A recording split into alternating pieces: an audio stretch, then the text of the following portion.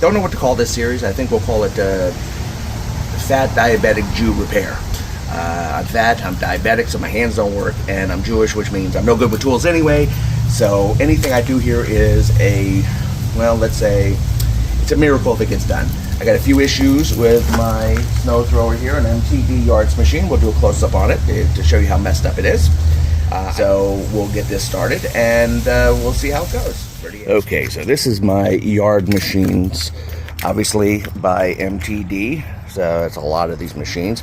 Seen better days, a little rusted, not as well cared for as I should have, but it's held up reasonably well. It has some trouble. So what I'm going to try to tackle today is the power start motor is careening and making terrible noise. So maybe I should get to the side where the power start probably is, which is right down there.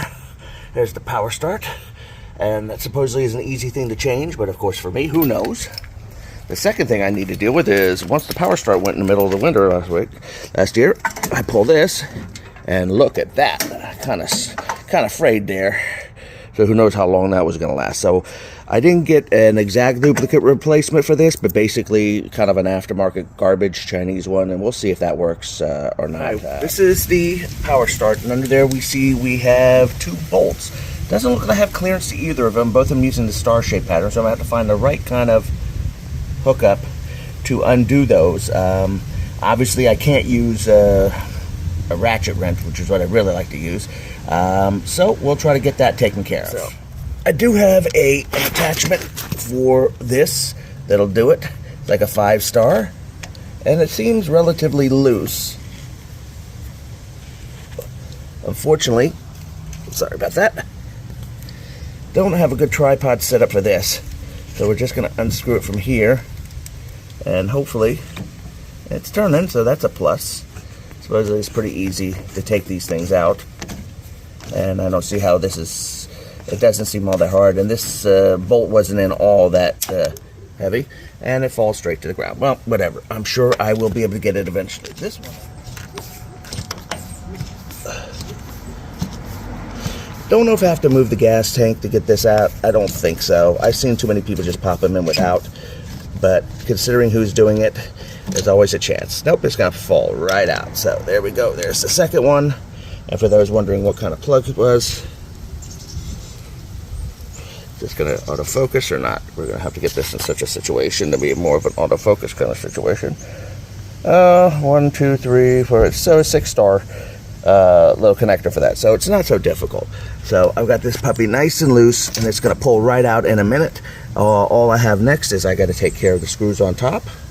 So let's put this back, and we'll grab a Phillips screwdriver. The next step here is to take off the 2 Phillips screws. They're up here. Pretty basic stuff. Supposedly changing the power start on a unit like this, it's supposed to be a very simple thing, and so far it really is. Mostly has to do with the weird screw you decide to use on the side instead of bolts, but I guess I'm glad he used a screw because you can't get the bolt, any kind of bolt ratchet set around it from where it was. So if I remember correctly, these are really long screws. Yep. Nope.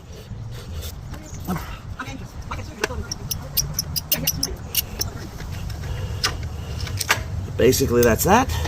Take those off like that, and that's part on installation is done pretty much. Pull the whole thing out, and this is my dead motor. My new box set of stuff. Open it up, see? Get the new power cord, and basically a new starter. No name brand, but I'm sure it'll work perfectly fine. They even give me new bolts, which is very nice. Again, 5-star deals. A few extras, some with one regular screw heads, one with bolt heads, washers, and long screws for the top part. So we will start on that. All right, now that I got this reset and reorganized, we're going to try to put this thing in and try to screw it in. How it's going to do, I have no idea. We're going to use, it looks like it's got a 5-star. Looks like that's what they use for these things. And That old one busted off. And it does come with a new set of screws, which is appreciated. Pretty inexpensive item. I think I didn't use washers. I don't think I'm going to use washers because I don't know if I really need to use washers. So, basically, I believe you put it up in here, like this. There are 2 screws up here, up on top. So put it up inside, and then push it up onto the other screws. Now, it's looking like it's having some trouble connecting there. So I might have to loosen those screws a little before putting the, got that in there. Well, that might be the problem. And not even close. Oh, there we go. It goes right up like that. Not so hard. Hardest part is not having an assistant. And being a fat bastard. Being a fat bastard don't help either. So, getting this hooked up right is going to be a lot of fun.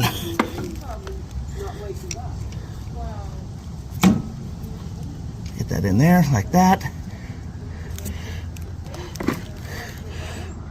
Ooh, that is a standard Phillips. What did I do with my Phillips? It's right here. Away. Oh, Phillips. Oh, yeah, much better to deal with a Phillips. Much better. And if everything's going blurry, I do apologize. The question is whether... There we go. Get that right in there. Yeah, so it's just a little loose. I guess that's just the way they are. So you can see that both screws are in. They were nice Phillips, get nice and tight, nothing super duper like that. And that takes care of that part.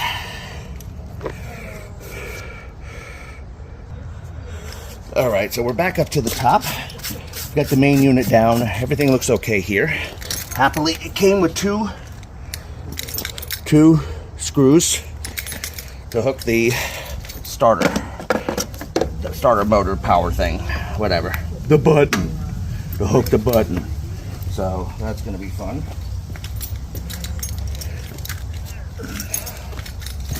Go. I think the hardest part on this is going to be just aiming the stupid screws through correctly. I take that back. It's going to be the easiest part. In fact, this is not a very hard thing to do. Ladies, pseudo men like me, this is not so difficult to do.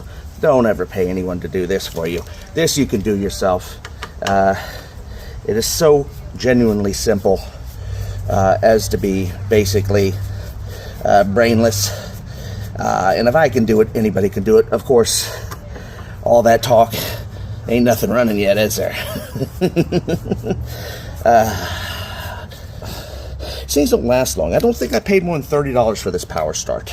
These are not very expensive power starts. You just need to know what motor you have and what model. And the power starts are pretty, with Tecumseh engines, they seem to be pretty much all across the board about very similar. A lot of the older ones, they all have the same general hookups and everything. Not quite straight on this one, but you know what?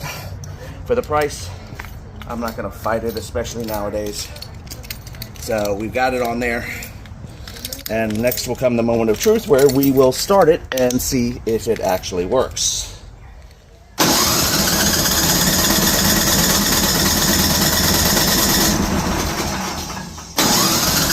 Oh, you maroon.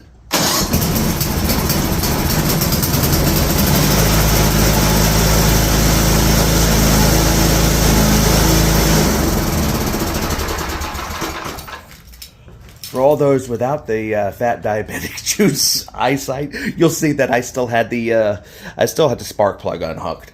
Starts right up. Apparently, when you put in your power start, you need to make sure you put it in very tightly. Get those screws very tight.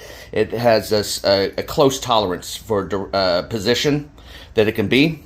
So apparently, the 2 screws I had underneath there, I had not tightened enough. They had come a little loose, and the unit was pulling out and spinning. The second thing to repair is going to be the pull string. Now I know you can change individual pull strings by themselves, but you got to know what the heck you're doing. You got to do it right, otherwise it doesn't turn out right. So this is the aftermarket cheesy, cheap version, but the string isn't all frayed. The other one is frayed, and now that I know,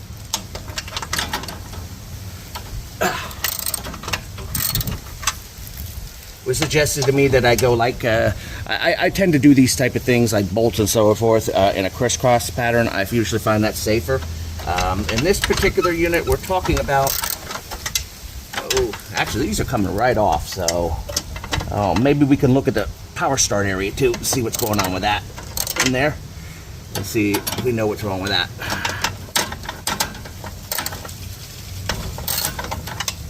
So these came off no problem. These were actually kind of easy. I might actually be able to take them completely the rest off by hand. Okay, pulling this unit straight out. That's how that goes. Kind of rusty in there. So I guess the simplest way is to put it back on like that. Yeah, that's gonna grip. No problem.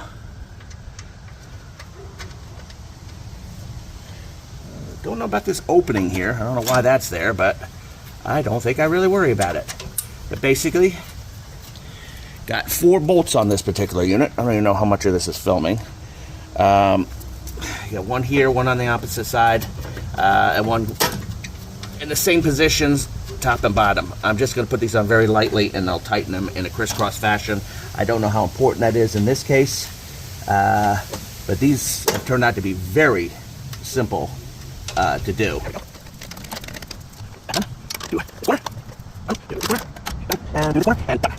And that was actually quite easy to do.